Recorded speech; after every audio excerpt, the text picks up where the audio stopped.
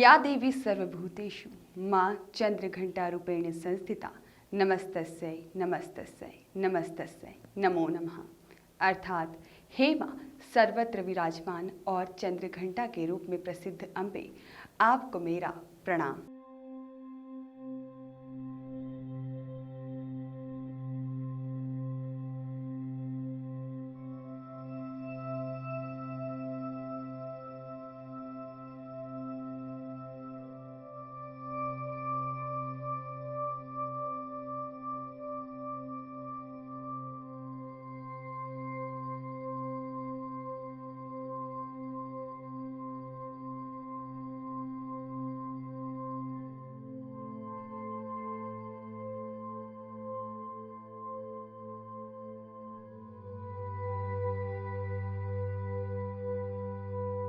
नमस्कार, मैं Nikita Srivastava cannon news में आपका स्वागत करती हूं। नवदुर्गा की आराधना का पर्व नवरात्रि शुरू हो चुका है। इसी कड़ी में कैनन न्यूज लाया है आपके लिए ये खास कार्यक्रम, जहां हम आपको बताएंगे नवदुर्गा के प्रत्येक रूप के बारे में।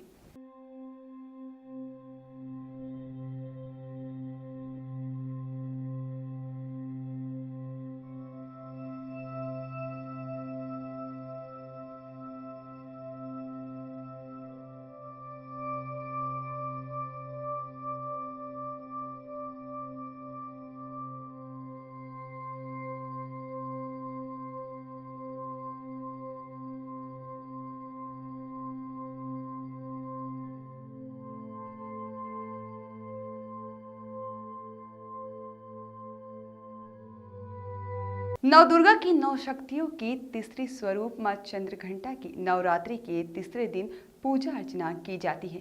माता के मस्तक पर घंटा आकार में अर्धचंद्र के कारण इनको चंद्रघंटा कहा जाता है। मां का शरीर स्वर्ण के समान उज्जवल है। वे सिंह पर आरूढ़ हैं और 10 हाथ में विभिन्न प्रकार के अस्त्र शस्त्र लिए हुए हैं।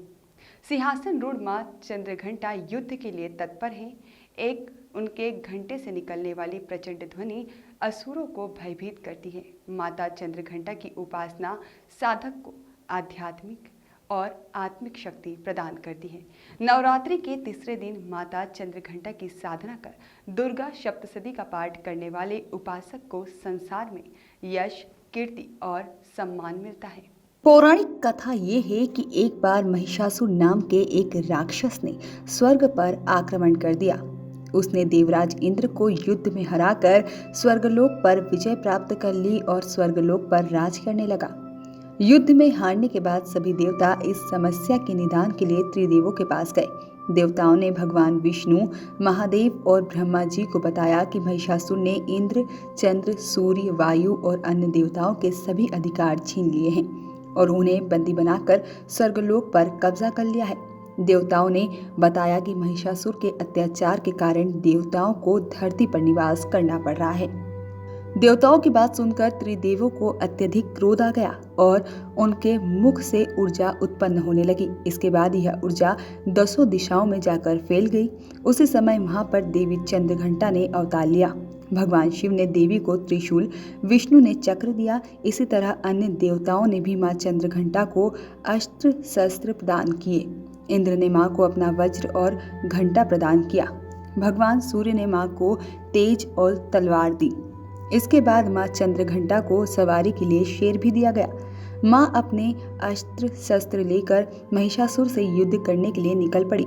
मां चंद्रघंटा का रूप इतना विशालकाय था कि उनके इस स्वरूप को देखकर महिषासुर अत्यंत डर गया। महिषासुर ने अपने असुरों को मां चंद्रघंटा पर आक्रमण करने के लिए कहा। सभी राक्षस से युद्ध करने के लिए मैदान में उतर गए।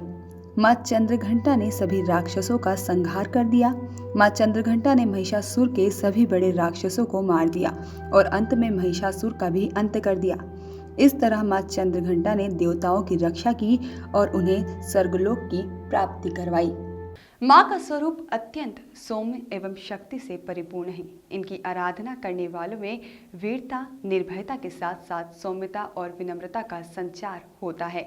उसके मुख, नेत्र तथा संपूर्ण काया में कांति गुण का विकास होता है। स्वर दिव्य हो जाता है एवं उसमें अलौकिक माधुर्य का वास होता है। इनके भक्त के आने से आसपास के वातावरण में सुख शांति का संचार होता है। नवरात्रि के तीसरे दिन इस देवी की पूजा का महत्व है। इस दिन देवी की कृपा से साधक को अलौकिक वस्तुओं के दर्शन होते हैं, दिव्य सुगंधों का अनुभव होता है और कई तरह की ध्वनियां सुनाई देने लगती है। इन क्षणों में साधक को बहुत सावधान रहना चाहिए। इस दिन की आराधना से साधक में वीरता और निर्भयता के साथ ही सौम्यता और विनम्रता का भी विकास होता है।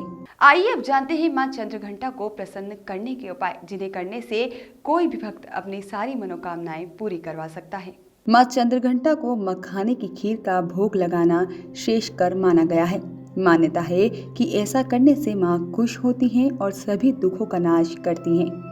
नवरात्र के दिनों में वैसे तो मां दुर्गा की कृपा बड़ी ही आसानी से मिल जाती है, लेकिन मां को खुश करने के लिए उनके हर स्वरूप की पूजा करने की विधि अलग है। मां चंद्रघंटा की उपासना करने से भय का नाश होता है और साहस की प्राप्ति होती है।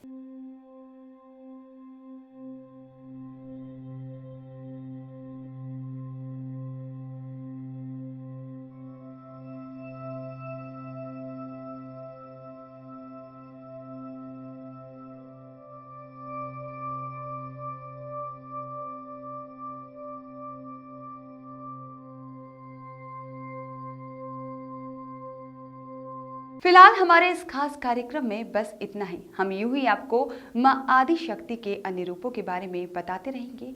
तब तक के लिए धन्यवाद।